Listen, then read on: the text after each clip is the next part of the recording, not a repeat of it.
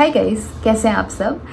मेरे YouTube channel पे आप सभी का स्वागत है और मुझे काफ़ी प्यार मिल रहा है और मैं बहुत बहुत खुश हूँ और आभार मानती हूँ आप सभी का कि आप प्यार दे रहे हैं मेरे वीडियोस को। तो ये जो प्यार देते हैं ना आप, इससे मैं बहुत इंस्पायर होती हूँ और मुझे लगता है कि मुझे अच्छी अच्छी वीडियोस बनानी है आप सभी के लिए। तो स्टे ट्यून्ड। ये वाली जो वीडियो है ना, ये इस पे मैं आपको एक कविता सुनाऊंगी जो पाश ने लिखी है और थोड़ी सी लंबी है बट बहुत ही प्यारी कविता है। तो मैंने सोचा कि आप सभी के सामने आज ये वाली कविता सुनाते हैं। तो शुरू करते हैं। मैं अब विदा लेता हूँ, मैं अब विदा लेता हूँ मेरी दोस्त, मैं अब विदा लेता हूँ। मैंने एक कविता लिखनी चाहिए थी, सारी उम्र जिसे तुम पढ़ती रह सकती। उस कविता में महकते हुए धनिये का जिक्र होना था, ईख की सरसराहट का जिक्र होना था। उस कविता में वृक्षों से चूती ओस और बाल्टी में चोए दूध पर गाती झाग का जिक्र होना था। और जो भी कुछ मैंने तुम्हारे जिस्म में देखा, उन सब कुछ का जिक्र होना था। उस कविता में मेरे हाथों की सख्ती को मुस्कुराना था, मेरी जांघों की मछलियों को तैरना था और मेरी छाती के बालों की नर्म शॉल में से स्निग्धता की लपटें उठनी थी। उस कविता में तेरे लिए, मेरे लिए और ज़िंदगी के सभी रिश्तों के लिए बहुत कुछ होना था मेरी दोस्त। लेकिन बहुत ही बेस्वाद है दुनिया के इस उलझे हुए नक्शे से निपटना। और यदि मैं लिख भी लेता शगनों से भरी वह कविता, तो उसे वैसे ही दम तोड़ देना था तुम्हें और मुझे छाती पर बिलखते छोड़कर।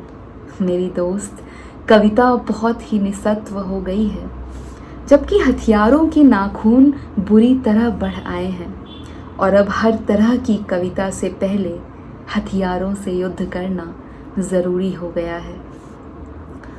युद्ध में हर चीज़ को बहुत आसानी से समझ लिया जाता है, अपना या दुश्मन का नाम लिखने की तरह। और इस स्थिति में मेरे चुंबन के लिए बढ़े होठों की गोलाई को धरती के आकार की उपमा देना, या तेरी कमर के लहरने की समुद्र के सांस लेने से तुलना करना बड़ा मजाक सा लगता है।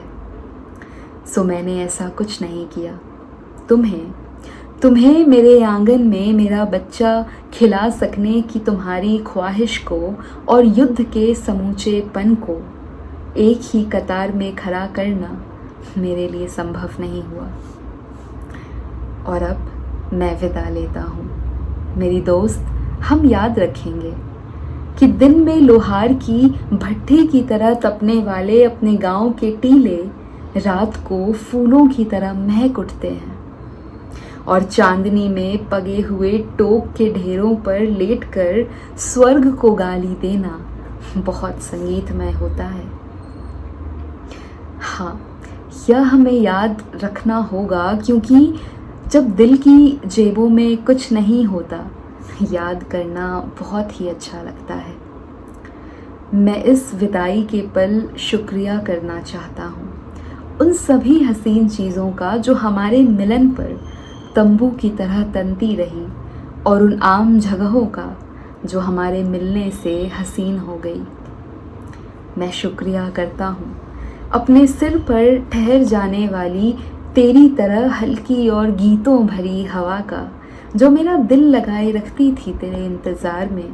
रास्ते पर उगे हुए रेशमी घास का, जो तुम्हारी लरजती चाल के सामने हमेशा बिछ जाता था। टींडों से उतरी कपास का, जिसने कभी भी कोई उज्र ना किया और हमेशा मुस्कुराकर हमारे लिए सेज बन गई। गन्नों पर तैनात पिद्दियों का, जिन्होंने आने जाने वालों की भनक रखी। जवान हुए गेहूं की बल्लियों का, जो हमें बैठे हुए ना सही लेटे हुए तो ढकती रही। मैं शुक्रगुजार हूँ सरसों के नन्हे फूलों का, जिन्होंने कई बार मुझे अवसर दिया तेरे केशों से पराग केसर झारने का। मैं आदमी हूँ मैं आदमी हूँ, बहुत कुछ छोटा छोटा जोड़ कर बना हूँ, और उन सभी चीज़ों के लिए जिन्होंने मुझे बिखर जाने से बचाए रखा, मेरे पास बहुत शुक्राना है। मैं शुक्रिया करना चाहता हूँ। प्यार करना बहुत सहज है, जैसे कि जुल्म को झेलते हुए खुद को लड़ाई के लिए तैयार करना, या जैसे गुप्तवास में लगी गोली से किसी गुफा में पड़ा रहकर जख्म के भरने के दिन की कोई कल्पना करे। प्यार करना और लड़ सकना, जीने पर ईमान ले आना मेरी दोस्त, यही होता है। धूप की तरह धरती पर खिल जाना और फिर आलिंगन में सिमट जाना, बारूद की तरह भड़क उठना और चारों दिशाओं में गूंज जाना। जीने का यही सलीका होता है। प्यार करना और जीना उन्हें कभी नहीं आएगा जिन्हें ज़िंदगी ने बनिया बना दिया। जिस्म का रिश्ता समझ सकना, खुशी और नफ़रत में कभी लकीर ना खींचना, ज़िंदगी के फैले हुए आकार पर फ़िदा होना, सहम को चीर कर मिलना और विदा होना, बड़ा शूरवीरता का काम होता है मेरी दोस्त। मैं अब विदा लेता हूँ। तुम भूल जाना मैंने तुम्हें किस तरह पलकों के भीतर पाल कर जवान किया, कि मेरी नज़रों ने क्या कुछ नहीं किया तेरे नक्शों की धार बांधने में, कि मेरे चुंबनों ने कितना खूबसूरत बना दिया तुम्हारा चेहरा, कि मेरे आलिंगनों ने तुम्हारा मोम जैसा शरीर कैसे सांचे में ढाला। तुम यह सभी कुछ भूल जाना मेरी दोस्त, सिवाय इसके कि मुझे जीने की बहुत लालसा थी, कि मैं गले तक ज़िंदगी में डूबना चाहता था। मेरे भी हिस्से का जी लेना मेरी दोस्त, मेरे भी हिस्से का जी लेना।